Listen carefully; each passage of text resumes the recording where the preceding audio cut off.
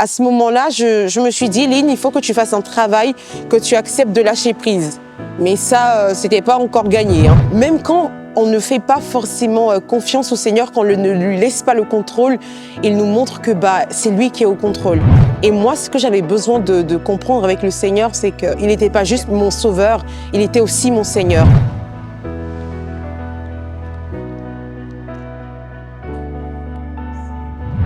Bonjour à tous, j'espère que vous allez bien. Moi, je m'appelle Lynn Lebas, j'ai 26 ans. Je vis en Suisse, à Morges. Et aujourd'hui, je vais vous partager un bout de mon témoignage, comment j'ai accepté, j'ai laissé le Seigneur être Seigneur, maître de ma vie. Alors, moi, je suis née en Côte d'Ivoire, donc j'ai grandi en Côte d'Ivoire jusqu'à mes 13 ans. Et dans le cadre des fonctions de mon père, il a été affecté à Genève. Donc, toute ma famille a déménagé en Suisse. Et donc, je suis arrivée en Suisse à l'âge de 13 ans. Alors, j'ai eu très tôt un éveil à la foi. À la foi parce que, voilà, comme on le dit généralement, je suis née dans une famille chrétienne. Mes parents sont croyants. Ils ont donné aussi leur vie à Jésus très tôt. Donc, voilà, j'ai baigné dans cet environnement-là, dans ce climat-là. Et j'ai toujours eu, on va dire, la crainte de Dieu. J'ai toujours eu comme souci de plaire à Dieu, d'honorer Dieu, de par le témoignage aussi de mes parents, de ce que j'entendais à l'église, à l'école du dimanche. Voilà, j'avais compris qui était Dieu. J'avais compris aussi la personne de Jésus, que Jésus est notre sauveur, qu'il a donné sa vie. Et pour moi, c'était normal de marcher, de vivre pour Dieu, de vivre pour Jésus, d'honorer Jésus dans ma vie parce qu'il avait donné sa vie. En gros, je lui devais quelque chose. Je devais lui rendre l'appareil. C'est un petit peu comme ça que je comprenais les choses. J'ai jamais été, on va dire, un enfant très turbulent. Voilà, j'ai toujours été assez disciplinée. Voilà, je faisais des petites bêtises de temps en temps, mais rien de très grave, j'ai envie de dire. Une bêtise reste une bêtise, mais voilà. Mes parents ne se sont jamais réellement plaints de moi.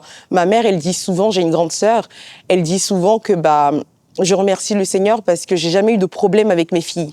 Voilà. Donc, d'une façon générale, voilà, j'étais assez disciplinée. Je faisais tout pour plaire au Seigneur, à l'école, chez moi.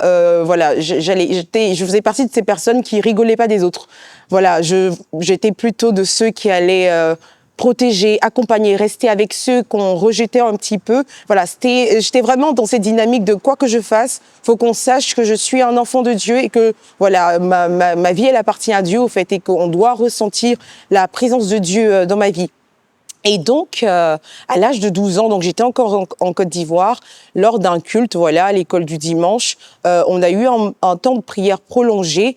Et puis, il y a eu vraiment la manifestation du Saint-Esprit lors de ce temps-là. Et plusieurs camarades à moi ont été baptisés du Saint-Esprit et moi également. Sauf que moi, au fait, je suis une personne qui aime beaucoup avoir le contrôle. Vraiment, vous me dites par exemple, à telle heure, si tu fais telle chose, il va se passer ça parce qu'une personne a fait, il s'est passé ça. J'enregistre, je ferai tout pour pas que ça m'arrive. J'aime vraiment avoir le contrôle surtout, le contrôle sur ce qui se passe à l'intérieur de moi et le contrôle sur ce qui se passe aussi autour de moi. Et lorsque j'ai commencé à parler en langue, à l'âge de 12 ans, lors de ce temps-là de prière, je me suis arrêtée tout de suite. Parce que dans ma tête, je me dis, attends, j'ai entendu mes parents faire ça. En général, ce sont les adultes qui le font. J'ai 12 ans. Ça se trouve, je raconte n'importe quoi. J'imite les autres. C'est pas bien. Dieu, il va pas être content. Je blasphème peut-être. Donc, je vais peut-être me taire. Et j'ai arrêté. J'ai arrêté sur le coup. Et puis, j'ai plus jamais essayé de faire quoi que ce soit. Et même si par moment, lors des prières, des temps de prière de famille, les mots revenaient, je disais non, Lynn, fais pas ça. T'essayes juste d'imiter. Tu veux te donner un petit genre, voilà. Donc, je le faisais pas tout simplement. Et puis, voilà, j'ai continué ma petite vie gentiment avec le Seigneur, essayer d'avoir une discipline de prière, même si c'était pas toujours, j'étais pas régulière, mais j'ai essayé quand même de garder un bon rythme, d'être un bon enfant, une bonne petite chrétienne. Et puis voilà. Et puis arrivé le temps où nous sommes venus nous installer en Suisse, donc à mes 13 ans. Donc la vie continue, voilà. Et puis on est arrivé à l'Assemblée de Dieu de Montbriand. Et puis voilà, de fil en aiguille, j'ai eu 14 ans.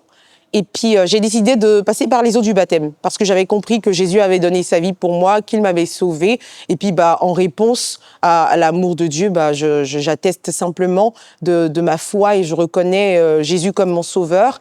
Et donc, je décide de me baptiser, je me baptise. Mais une chose qui est très importante, qui m'est restée à l'esprit, c'est que on peut comprendre que Jésus est notre Seigneur, mais comprendre que Jésus est son Seigneur, c'est une autre chose. J'avais accepté Jésus, mais j'avais besoin de vivre une vraie rencontre particulière avec le Seigneur. Et ça, pour moi, c'était pas encore le cas. Mais j'avais quand même décidé de passer par les eaux du baptême. Et le jour de mon baptême, j'avais ma mère à côté de moi. Et j'ai l'impression que c'est ma mère qui a rendu témoignage à ma place. Ma mère a rendu témoignage de moi. Elle a rendu témoignage de pourquoi je voulais passer par les eaux du baptême. Je pense que même moi, en vrai, j'ai dit que deux, trois phrases, mais mon témoignage, j'ai l'impression que c'est ma mère qui l'a rendu. Et donc, je me suis baptisée, tout le monde était content et tout ça. Et puis, la vie, elle continue.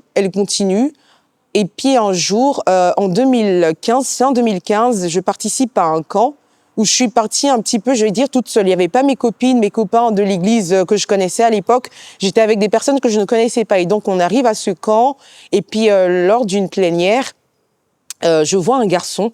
Un garçon, je le vois de dos. Je me souviens pas du visage de ce garçon, mais je vois ce garçon de dos. On devait avoir à peu près le même âge, qui priait vraiment de tout son cœur. Il était dans le temps de prière, voilà. Et ça m'a énormément touchée. Je me suis dit, j'ai envie de vivre ce qu'il est en train de vivre.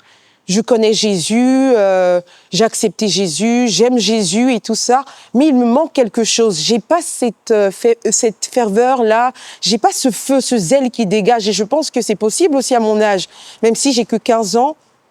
Il est totalement possible au fait que je vive ces choses-là. Et donc, j'ai été animée, on va dire, d'une sainte jalousie. Je me suis dit, il faut absolument que je vive la même chose que lui, que je sente ce qu'il sent, au fait, parce qu'on peut pas faire semblant de vivre quelque chose avec le Seigneur. Si tu le vis pas, tu peux pas faire semblant. Et donc, ça a été vraiment mon objectif. Pendant les 3 jours qu'ont duré le camp, ça a vraiment été mon objectif de vivre quelque chose, un cœur à cœur avec le Seigneur, de vivre vraiment une expérience particulière avec lui. Et donc, j'ai continué comme ça, à vraiment de tout mon cœur chercher. Je lui dis, Seigneur, je vais être de nouveau baptisée du Saint-Esprit. Je te demande pardon parce qu'à 12 ans, je crois vraiment que tu m'as visité. Mais j'ai négligé, j'ai voulu avoir le contrôle sur ce qui se passait et puis j'ai pas laissé ton esprit faire son travail en moi. Et donc j'étais dans cet esprit-là vraiment de trouver le cœur de Dieu et puis d'être de nouveau baptisée du Saint-Esprit parce que j'ai été baptisée d'eau, mais j'avais pas été baptisée du Saint-Esprit. Sinon je l'avais été, mais je l'avais négligé et puis j'ai envie de dire que je l'ai perdu d'une certaine façon. Je vais le dire de cette façon. Et donc on est arrivé au terme, on avait une dernière plénière, donc avant le dimanche, c'était le samedi soir. Et puis, il y a eu un temps de prière, et puis j'ai décidé vraiment de laisser le Seigneur prendre le contrôle. Je dis, Aline, même si tu pleures devant les gens, c'est pas grave. Même si tu ne te contrôles plus forcément, on va dire, c'est pas grave. Et donc, je me suis avancée parce que lors des appels précédents, je m'avançais jamais. Je me suis avancée, je suis allée devant, même si je vois pas forcément les autres le faire, je suis allée devant. Et puis, on a commencé le temps de prière. Et j'ai été de nouveau baptisée du Saint-Esprit. Et là, vraiment, ça a été une expérience merveilleuse. J'ai été de nouveau baptisée du Saint-Esprit. J'étais heureuse. J'ai commencé à parler en langue et je me suis dit, allez, Lynn, tu dois continuer. Faut pas que tu le perdes comme la première fois. Tu dois continuer. Et puis, j'ai continué sur cette lancée. On est rentré chez nous. J'avais pris l'engagement de lire ma Bible tous les jours. De lire ma Bible tous les jours, de méditer parce que là-bas, l'un des pasteurs de jeunesse qui était présent, a demandé qui sont ceux qui veulent prendre l'engagement de lire leur Bible tous les jours, de passer tous les jours du temps avec le Seigneur. Et puis, j'ai levé la main et puis j'ai pris cette décision-là. Et une fois chez moi, je me suis mise. Je suis une personne très disciplinée, d'une façon générale. Tu me dis quelque chose, je le fais. Je prends un engagement, je fais tout. En tout cas, je m'attelle à m'y tenir, à faire ce que j'ai dit, que j'ai promis de faire en tout cas. Et donc, je commence à méditer ma Bible. Je comprends pas toujours tout. J'ai décidé de commencer par la Genèse, donc de faire de la Genèse à l'Apocalypse. Au début, je lis simplement. Parce que je me dis, allez, j'ai pris un engagement devant le Seigneur, je dois respecter cet engagement. Donc, je lis tous les jours. Et puis, il s'est passé, je pense, c'était fin 2015, donc fin 2015 jusque mi-2016. Au début, il y avait rien. Il y avait absolument rien. Si j'avais ma Bible, je vous la montrerais. Mais il y avait absolument rien, c'était tout blanc. Et mi-2016, on va dire, j'ai commencé à mettre de la couleur dans ma Bible, à souligner, parce que je comprenais ce que je disais, parce que je disais Seigneur, au début, je comprenais pas. Mais là, j'ai compris que le Seigneur, il me parlait. Et j'ai commencé à souligner, à écrire, et j'ai commencé à avoir des pensées et à écrire aussi les pensées qui me venaient, petit à petit, quand je recevais quelque chose de la part du Seigneur. Et donc, ainsi de suite, j'ai réalisé au fait qu'il se passait vraiment quelque chose. Ma foi, elle était plus juste à l'étape de j'ai entendu parler du Seigneur, mes parents ont parlé du Seigneur, j'ai décidé de me baptiser parce que je dois honorer Dieu. Ma foi, elle est passée de ça à je vis une relation réelle avec Dieu. Dieu, c'est plus juste, c'est mon sauveur, il m'a sauvé, donc je dois lui rendre l'appareil, je dois être une bonne chrétienne. Non, c'était vraiment, je veux apprendre aussi à le connaître, comme on va dire dans une relation amoureuse. Je voulais vraiment partager quelque chose avec lui. Tous les jours, partager, apprendre, recevoir du Seigneur. Et donc, j'ai continué ainsi. En 2018, j'ai passé mon bac, j'ai obtenu mon bac. Et donc, je suis allée m'installer sur Lyon pour mes études. Tout se passait bien, donc dans ma tête, tout était bien millimétré. Lynn, tu finiras ton bachelor à tel âge, et puis à tel âge, à 22 ans, tu auras ton master, tout sera bien. J'avais tout calculé. Il fallait absolument que rien ne se passe autrement. Je me suis toujours dit, si je fais quelque chose qui répond un petit peu à ce que Dieu attend de nous en tant que chrétiens, Dieu, il est forcément un peu obligé d'être d'accord avec moi. Je ne fais rien de mal, j'obéis. Donc si mes plans, là, ils sont corrects, il n'a pas forcément besoin de faire autre chose que ce que je veux, parce que, bon, voilà, un petit peu. Donc, c'était comme ça que je réfléchissais d'une façon générale. Et puis, j'ai fait 2 années de BTS, j'ai fait un BTS banque. Et en deuxième année, je devais trouver un stage. Je crois en première année également, je devais trouver un stage. Et donc, tout le monde dans ma classe avait un stage, sauf moi. Tout le monde avait trouvé un stage. Pourtant, je m'y étais prise à l'avance, j'avais fait mes petits CV, mes lettres de motivation. Tout le monde avait un stage, sauf moi. Et là, je commence à stresser. Il faut savoir que j'aime énormément Genève, c'est vraiment ma ville de cœur. Et puis, j'ai envie de dire qu'inconsciemment, j'avais envie de rester dans la région et de pas forcément faire mon stage à Lyon. Mais tout le monde trouvait un stage. J'étais à Lyon, donc c'était logique pour moi de trouver un stage dans une banque à Lyon. Et donc, tout le monde a un stage et pas de stage. 2 semaines avant le début des stages, il faut que tu trouves un stage pour valider ton année. J'ai toujours pas de stage. Et donc, je rentre sur Genève et puis je décide d'aller faire un petit peu de la prospection, quoi, dans les banques juste à la frontière, dans le pays de Gex, là-bas, à Ferney. Et puis, je rentre dans une banque une après-midi. Comme ça, j'arrive juste au guichet, je donne mon CV, et puis le monsieur du guichet, il me dit « Ah bah attendez, je vais le donner au directeur, il est là ». Et en 5 minutes, j'ai eu un stage sans entretien. Et le directeur, au fait, il avait fait la même école que moi. L'école dans laquelle j'étais, là, à ce moment, le directeur, à l'époque, il avait fait cette école. Et donc, sans me faire passer d'entretien, j'ai mon stage. Et ce stage, je l'ai gardé pour la première année. Ils m'ont gardé pour la deuxième année, et ils m'ont gardé pour mon année de bachelor. En fait, le Seigneur, il venait de faire pour moi quelque chose une chose à laquelle j'avais vraiment jamais pensé. J'étais vraiment émerveillée de vivre ça, même quand on ne fait pas forcément confiance au Seigneur, quand on ne lui laisse pas le contrôle, il nous montre que c'est lui qui est au contrôle. Et moi, ce que j'avais besoin de comprendre avec le Seigneur, c'est qu'il n'était pas juste mon sauveur, il était aussi mon Seigneur. J'avais pas compris qu'on nous demande « Est-ce que tu décides d'accepter Jésus comme ton sauveur et ton Seigneur ?» Le Seigneur, il a le contrôle sur ta vie, il est souverain sur ta vie. Et moi, j'avais pas compris cela. Et à ce moment-là, je me suis dit « Lynn, il faut que tu apprennes à laisser Dieu contrôler. » J'avais peur quand j'avais pas de stage, que tout le monde avait un stage, j'étais perdue, je dis voilà, je suis la seule, je vais être sans stage, je vais reprendre mon année, tout va mal se passer. Et j'avais oublié que j'avais un Dieu que je priais aussi et qu'il était au contrôle de tout ce qui se passait dans ma vie. Et juste comme ça, une petite anecdote, j'étais la seule dans ma classe à avoir le salaire que j'avais en alternance, en bachelor. J'étais, on va dire, la mieux payée, l'alternante la mieux payée de toute ma classe. Pour un stage que j'ai obtenu en dernier, pensant que personne ne voulait de moi, Dieu voulait de moi et il voulait de moi à un endroit bien précis. Et à ce moment-là, je me suis dit, Lynn, il faut que tu fasses un travail, que tu acceptes de lâcher prise. Mais ça, c'était pas encore gagné, hein. C'était juste une étape. J'avais voilà, décidé à ce moment-là de laisser le Seigneur prendre le contrôle. J'ai eu mon bachelor et puis fallait que je commence un master. Et juste au moment de commencer mon master, mes parents, au fait, mon père, il arrivait au terme de sa mission à Genève et fallait qu'il retourne en Côte d'Ivoire. Je suis très, très attachée à mes parents. Et puis, là, je me suis dit, Lynn, est-ce que tu as envie de faire ton bachelor? Là, ils partent, ils reviennent plus. Je vais rester là peut-être pendant 3 ans, 4 ans, tu vas pas les voir. Je savais pas si j'allais aller en vacances ou pas. Et donc, j'étais un peu perdue, mais j'ai décidé comme ça de tout arrêter, de pas faire mon master. J'étais déjà inscrite, j'avais payé l'inscription, tout, et j'ai décidé d'arrêter. Et puis, à ce moment-là également, j'avais des difficultés administratives au niveau de Lyon. Et donc, voilà, c'était un trop plein d'émotions, tout plein de choses. Et je me suis dit, je vais arrêter, je vais rentrer avec mes parents. Mon père, il n'était pas du tout d'accord. Il m'a dit, il faut que tu termines tes études. Pourquoi tu veux t'arrêter en plein milieu? Mais j'ai décidé de rentrer en Côte d'Ivoire. Et au fait, avec mes parents. Et au fait, c'est à ce moment-là que Dieu, il a opéré le travail de brisement en moi. Vraiment que j'apprenne à lâcher prise. Et en fait, j'ai envie de dire, à déposer mes armes. Parce que je ne laissais absolument rien m'échapper. Fallait que j'aie le contrôle sur absolument tout ce qui se passe autour de moi. J'étais constamment en hyper-vigilance. Fallait que je contrôle, que je comprenne qu'est-ce qui se passe. Si X, Y chose se produisait, fallait que je contrôle absolument tout. Je devais être sûre, être bien ancrée, sinon ça n'allait pas du tout. Mais au fait, celui qui était mon ancre, ma stabilité, c'est Jésus.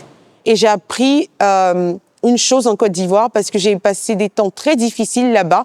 J'étais complètement perdue. Je ne savais plus ce que je voulais faire, moi, qui avais le contrôle sur tout. Tout était bien millimétré dans ma tête. À telle date, j'aurais fini. Et j'aurais fini mes études, j'aurais ce travail-là, à cet endroit-là. Écoutez, rien ne s'est passé comme prévu. J'ai vécu des temps hyper difficiles. Et dans ces temps-là, ma seule source, ma seule motivation, c'était Dieu. Je me levais le matin, je pleurais à midi, je pleurais le soir. Je finissais de pleurer, j'allais voir mon père, il m'encourageait, je méditais, je dormais. Le matin, c'était la même chose, je pleurais constamment. Mais j'ai appris à dépendre de Dieu. Je ne savais pas quoi faire, mais j'ai appris à ce moment-là à complètement dépendre de Dieu. À dire, Seigneur, voilà, j'aurai pas mon master à 22 ans, je l'aurai peut-être à 25 ans, et puis oui, je l'ai eu à 25 ans, mais je te laisse faire, je sais plus quoi faire, je suis un peu perdue, mais je te laisse le contrôle. Et le Seigneur, au fait, il a dirigé ma vie. Je me suis dit peut-être que j'allais plus revenir en Suisse, et puis les choses allaient se passer comme ça. Je trouvais ça triste, parce que j'avais toutes les personnes que j'aime, je me suis construite, au fait, on va dire, ici. Et puis, voilà, c'était plein de choses. En fait, j'étais vraiment bouleversée de l'intérieur. Mais Dieu faisant parfaitement les choses, et lui qui avait vu la fin avant le commencement, il savait ce qui allait se passer pour moi. Et en 2023, je suis revenue sur Lyon pour mon master. Dieu a conduit les choses. Il a ouvert des portes devant moi, là où je ne m'y attendais pas du tout. Aujourd'hui, j'ai eu mon master l'année dernière. Encore aujourd'hui, je travaille à dépendre entièrement de Dieu, même si c'est pas du tout facile. Je travaille à laisser Jésus être Seigneur de ma vie, de ne pas, comment dirais-je, garder le contrôle sur tout ce qui se passe et me dire, Lynn, même si aujourd'hui tout s'effondre, parce que tu as Jésus, tu vas rester debout. Même si, le travail là que tu espères obtenir, même si tu ne l'as pas, tu as toujours Jésus. Même si tu te retrouves au fin fond d'une cambrousse, je ne sais pas où, tant que tu auras Jésus, tout se passera bien. Et j'ai vraiment laissé de cette façon Jésus avoir le contrôle sur ma vie, sur mes circonstances, sur les saisons que je vis, que je traverse. Et comme Job a pu le dire, mes oreilles avaient entendu parler de toi, mais aujourd'hui, mon œil te voit. J'avais le Jésus que mes parents m'avaient apporté comme sauveur, mais je l'ai reçu, je l'ai vu, je l'ai connu comme mon Seigneur et je l'ai accepté. Et aujourd'hui, je vis pleinement dans sa dépendance. Et si j'ai un message à partager à quelqu'un aujourd'hui, c'est que Jésus n'est pas seulement notre sauveur. Jésus est aussi notre Seigneur. Et laisser Jésus avoir le contrôle sur toute chose, en fait, ça nous permet de vivre en paix, de vivre indépendamment des circonstances. Les circonstances ne déterminent pas qui tu es. C'est ton identité en Christ qui dit qui tu es. C'est le Seigneur de ta vie qui oriente les circonstances de ta vie. Et c'est à lui, au fait, de nous conduire. J'apprends vraiment à soumettre ma volonté, à substituer ma volonté à la volonté de Dieu. Je me dis, Seigneur, j'ai des plans et dans ma tête, c'est carré, c'est parfait. Si ça se passe comme ça, honnêtement, je serai bien. Mais toi qui sais toutes choses, si les choses se passent autrement, tant que je sais que tu es au contrôle, bah, tout ira bien. Et c'est vraiment ce message-là que j'aimerais laisser à quelqu'un aujourd'hui. Je vous remercie et que Dieu vous bénisse.